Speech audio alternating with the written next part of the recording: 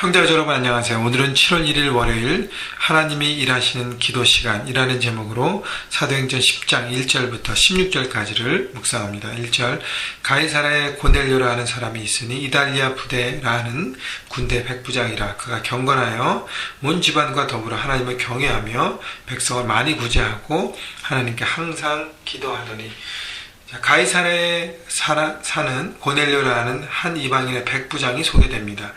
그는 로마 군대의 백부장이에요. 100명의 군인을 거리는 리더입니다. 그런데 그가 특이한 부분은 2절에 보니까 그가 경건하다 그랬습니다. 경건하다는 것은 보여지는 육적인 삶을 추구하는 사람이 아니라 보이지 않는 영적인 영의 눈을 뜨고 영을 성숙하게 하고 자신의 영을 이렇게 잘 훈련케 해서 영원한 하나님의 나라를 바라보는 삶을 산다는 것이죠. 또 온 집안과 더불어 하나님을 경외하며 하나님을 두려워하며 하나님의 뜻과 하나님의 생각에 따라 자신의 일을 해가는 사람이라고 얘기합니다.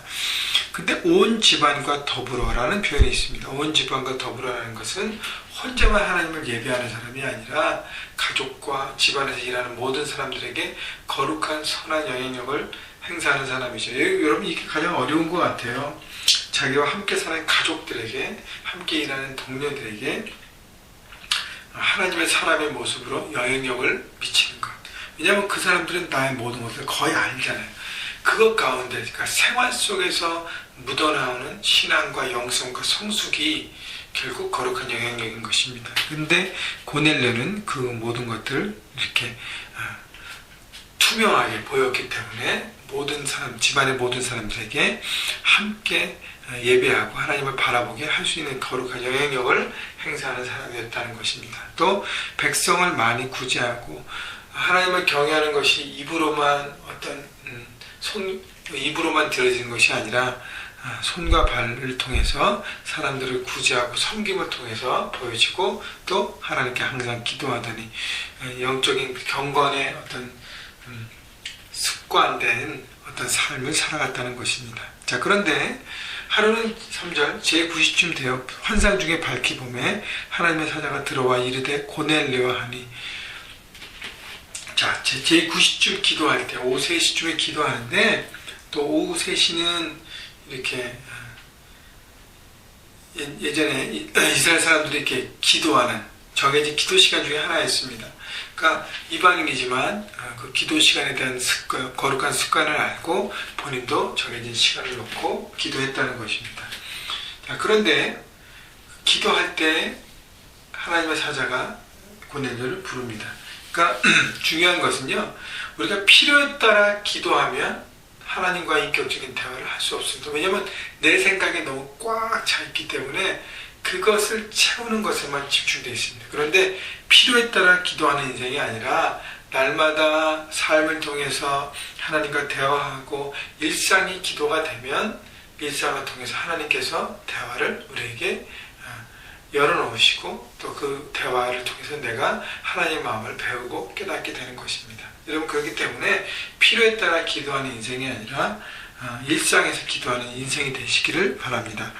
4절 고넬료가 주목하여 두려워 이르되 하나님의 사자의 음성에 귀를 기울이고 그리고 두려워했습니다. 왜냐하면 하나님을 경외하는 사람이었기 때문에 주여 무슨 일입니까? 천사가 이르되 내 기도가 구제가 하나님 앞에 상달되어 기억하신 바가 되었으니 여러분 우리의 기도가 하나님 앞에 모두 상달된다는 것이죠. 하나님의 뜻대로 하는 기도였기 때문이라는 것입니다. 그리고 구제가 그가 열심히 사람들을 섬기는 모습도 하나님 앞에 다 기억된 바 됐다는 것. 여러분 그래서 우리가 하는 기도, 우리가 하는 선행 모든 것들이 우리 섬긴 모든 것들이 하나님께서 다 보고 계시고 하나님께서 기억하신다는 것이죠. 그렇기 때문에 누가 보든 안 보든 성실하게 최선을 다해서 거룩한 마음으로 우리가 하는 모든 부분들이 하나님 앞에 다 연결된다는 것을 여러분 기억하시고 일상에서 여러분 최선을 다하시기를 바랍니다. 5절 내가 지금 사람들을 요바에 보내어 베드로라 하는 시몬을 청하라. 그는 무두장이 시몬의 집에 유숙하니 그 집에는 해변에 있다 하더라. 베드로를 초청해서 하나님 말씀을 들으라는 것이죠. 하나님께서 베드로를 통해서 이 고넬료 집안에 준비된 은혜를 주시려고 하는 것입니다. 7절 마침 말하던 천사가 떠나매 고넬료가 집안 하인 둘과 부하 가운데 경건한 사람 하나를 불러 이 일을 다 이루고 요파로 보내니라. 자, 고넬료는 즉각 순종합니다. 이것이 바로 믿음이에요. 왜냐하면 베드로가 유대인이고 제자인 것을 고넬료가 모르지 않습니다. 하나님을 예배하는 사람이, 하나님을 바라보는 사람이기 때문에 다 아는 것이죠. 네, 그런데 그 사람이 베드로가 마침 요바에 있는 걸 몰랐잖아요. 그죠? 그래서 즉각 하인들과 부하 가운데 경건한 사람 하나를 보냅니다. 자, 부하 가운데도 경건한 사람이 있다는 것이죠.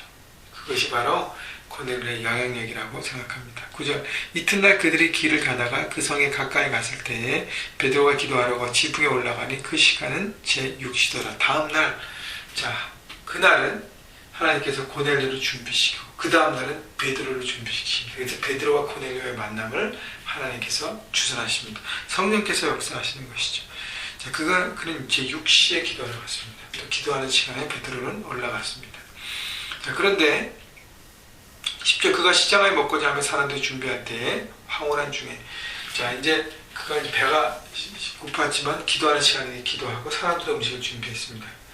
그때 11절 하늘이 열리고 한 그릇이 내려오는 것을 보니 큰 보자기가 같고 네 기를 메어 땅에 들이었더라. 그 안에는 땅에 있는 각종 네발이 가진 짐승과 기는 것과 공중에 나는 것들이 있더라. 자, 하늘에서 한 그릇이 내려온 큰 보자기 같은데 그것이 열리면서 그 안에 각종 짐승과 기는 동물과 그 다음에 공중에 나는 것들이 있었습니다. 근데 13절 보니까 또 소리가 있어. 베드로가 일어나 잡아먹으라 하고는.